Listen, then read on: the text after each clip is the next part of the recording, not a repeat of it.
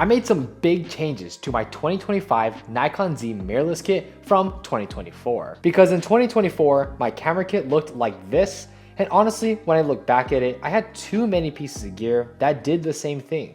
So throughout 2024, I made a handful of changes that included selling my camera bodies and lenses to create some efficiency in my kit. Because I had 3 wide angle lenses that pretty much did the exact same thing. Those 3 lenses being the Nikon Z 14-30mm f4s, the 17-28mm f2.8, and the 12-28 f3.5 to 5.6 DX. And in my head, I own these 3 lenses for very different purposes. Where the 14-30 was my main wide angle lens for landscape photography, while the 17-28 f2.8 was for when I needed a fast wide angle lens, while the 12-28 was paired with my Z30 since it has stabilization on the lens for vlogging. But in reality, there ended up being a lot of overlap in terms of use cases between those 3 lenses. A lot of the time when I was using the 17-28 for what I thought it was meant to be used for, I could have easily used the 14-30.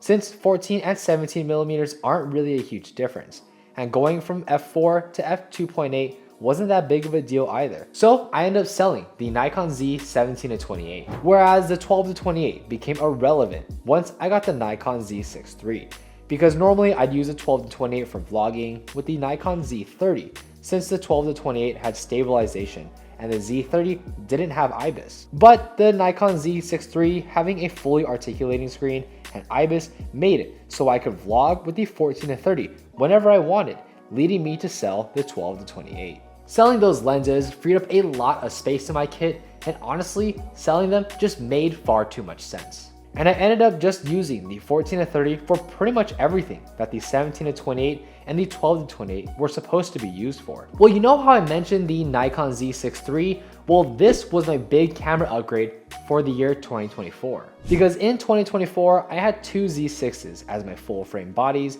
and one of them had a messed up screen, which didn't affect how the camera functioned per se, but it wasn't something that I planned to keep forever. So I sold the mess up Z6 once the Z6 III was announced, and I haven't looked back since. The Z6 III turned into my primary camera body, with my Z6 and Z30 becoming my secondary bodies. And the upgrade over my Z6 was definitely worth it for my landscape photography needs, as it had updated features like a fully articulating screen, 900-second shutter times, better EVF, and a variety of other smaller features that made my landscape photography experience so much more enjoyable. To me, it was worth the trade-off in dynamic range, because yes, the Z6 had better dynamic range performance over the Z6 III. But having my photography experience become easier made it so that I had limited limitations when it came to capturing my landscapes. And the last major change I made was switching from my 24-200 to the 28-400. And honestly, this is a very simple explanation. The 24-200 was my main telephoto lens for landscape photography, but sometimes I felt like I didn't have enough reach to capture far subjects. So I switched to the 28-400 once that lens came out because I wanted a longer focal length. And this was probably the best upgrade that I made all last year. It felt like any subject I wanted to capture was in reach, and it was a huge advantage to have. And having a 400mm lens in a reasonable form factor was an absolute no-brainer for me, and I switched over in a heartbeat once this lens was announced. I really like the changes I made to my kit last year because it hit a lot of the pain points that I had and solved it with selling certain pieces of gear like my wide angles or upgrading in areas that made too much sense, like my telephoto lens. But how do I plan to use each piece of gear?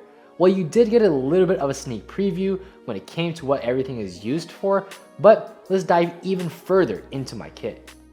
And as you guys know, I'm a landscape photographer, and this kit is absolutely geared towards that.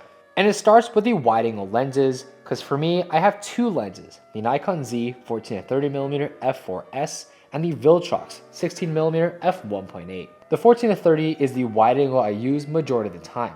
Because of its solid zoom range, it makes it so that any wide angle composition is within reach, and is nice for when I want to take out unwanted elements from my frame. But most important of all, the lens being widest at 14mm is perfect for wide angle landscapes, as it's wide enough to capture all the elements I want in my frame, and is great for exaggerating foreground elements for beautiful compositions. It also having an 82mm filter thread makes using it with filters very easy, since long exposures is a huge part of my workflow for landscape photography. Whereas the 16mm f1.8 isn't a lens that I use very often, but is nice when I want to use a prime lens. Sometimes it's nice to change it up since I use zoom lenses so much, but this lens will be huge for me when I want to shoot astrophotography. Now, astro isn't a niche I shoot very often, and honestly isn't something I have tested with this lens, but having an f1.8 aperture makes it perfect to get more light coming into the sensor for cleaner astrophotography overall. And when it comes to my camera bodies, I will only use full frame cameras paired with my wide angle lenses, which is where my Nikon Z6 III comes in. Having a full frame camera makes it so that I'm getting that wide focal length with my wide angle lenses. And the Z6 III absolutely delivers on its image quality with rich Nikon colors that I've come to love.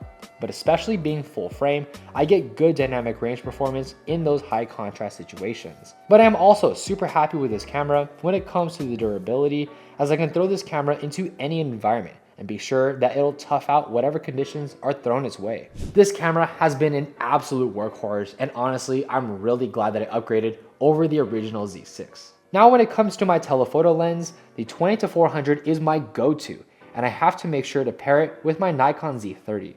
This is where the 20-400 becomes a monster, because the Z30 has an APS-C size sensor, which turns this lens into a 42-600mm focal length, which is absolutely insane. You essentially get a 600mm lens in a relatively compact form factor, which means that no composition goes uncaptured. It's a setup that I've been using since I picked up the 20-400, and the images from this thing have been otherworldly. This setup is especially nice for when I want to capture far subjects like mountain peaks, far beach cliff sides, and other far elements. They both operate in similar fashions, as they both have articulating screens and similar Nikon controls, and most of all have similar image profiles, which makes editing the files between the two cameras very easy and nice to match to each other. The Z30 is also a tiny camera, which makes packing it with the 20-400 very easy with my Shimoda Action X30. I'm pretty happy with my landscape setup when it comes to this camera kit, as I feel like all my bases when it comes to landscape photography are covered very well. But one area that this kit also covers is when it comes to general photography, which is where my 24-70mm f2.8 comes in. This lens is my workhorse whenever I need a standard zoom lens. It's nice going from wide at 24mm to a longer standard focal length at 70mm. This covers around 80% of my compositions when I just use this one lens, and most of the time I'll be using the wide angle focal length since that's how I like to capture my photography. I've especially found this lens useful for when I'm traveling and I want a lens that can do it all. And having this lens be an f2.8 lens is great for those low light situations, and for me, it's important to have, since you never know what kind of lighting situation you'll be when out and about. It's also one of my best lenses when it comes to image quality. The lens is very sharp throughout the entire focal range, picking up the finest of details along the way, with beautiful micro contrast that gives the images a punchy sort of feel. It's a lens that is a pure workhorse for any kind of environment and any situation that I find myself in.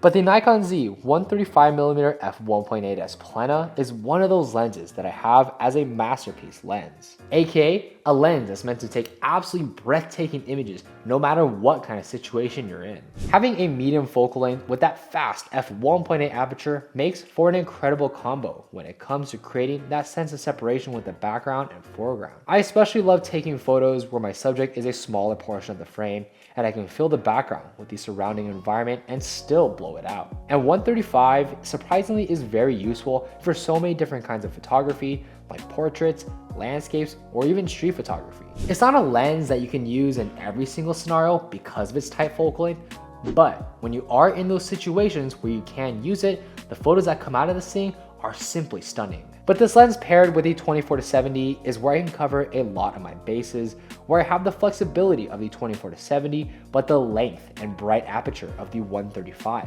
to capture subjects that the 24-70 can't reach. The Plena is also an optical masterpiece, as the vignetting is essentially negligible, while the lens is sharper than any lens I've ever used, and it does all this at its widest aperture, which is insane. This is a lens I honestly don't use as much as I'd like to, but I love owning because the images out of the Plena are simply otherworldly. Now the last two lenses that I want to talk about aren't necessarily used for professional work per se, but are lenses I love to have when I want to go out and just have fun, enjoy photography, and take photos just because. And the first lens I use for this purpose is the 28mm f2.8.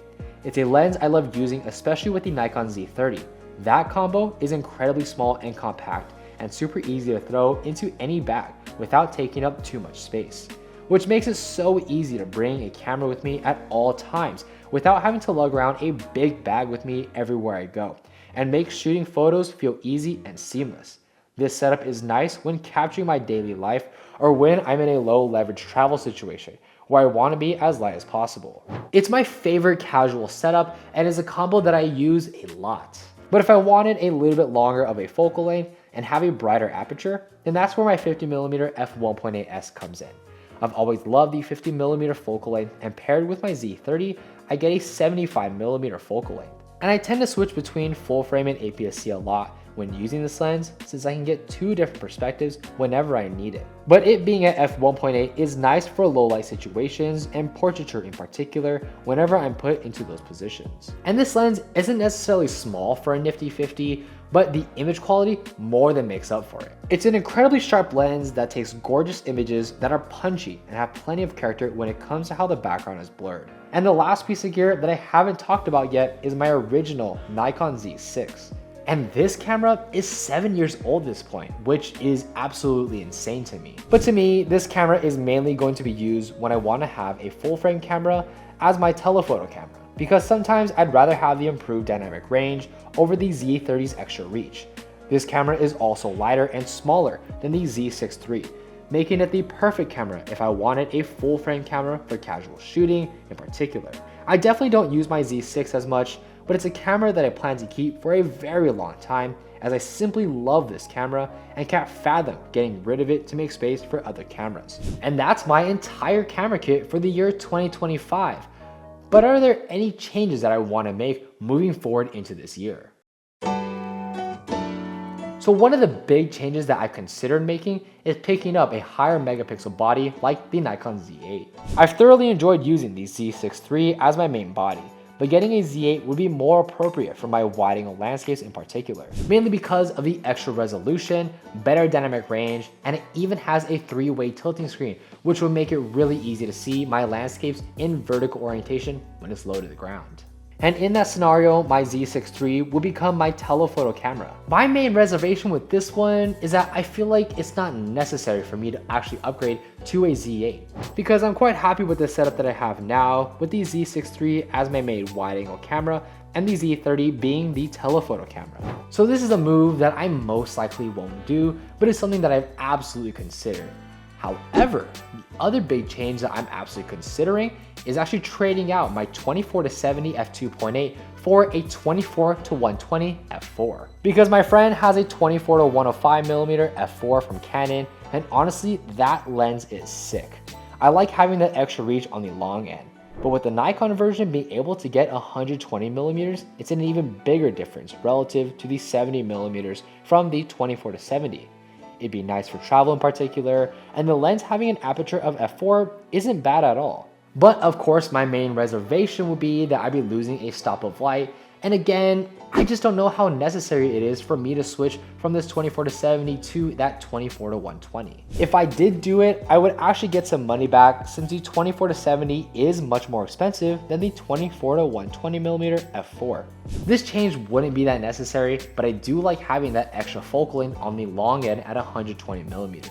But overall, I'm pretty happy with my kit, and I don't think I'll make any changes anytime soon. And for me, I have other things that I really want to focus spending my money towards, like planning more landscape photography trips and reinvesting this money back into the business. So I'm just not sure if any of these changes make sense, and overall, I'm pretty happy with my kit as it is. I feel like every piece of gear has its purpose, and each piece complements each other very well for my photography needs. So what do you think about my kit heading into 2025? And let me know what your kit looks like heading into the new year. I want to know what your thoughts are down in the comment section down below. Anyways guys, thank you so much for experiencing the world with me today, and if you like my content, check out this video right here.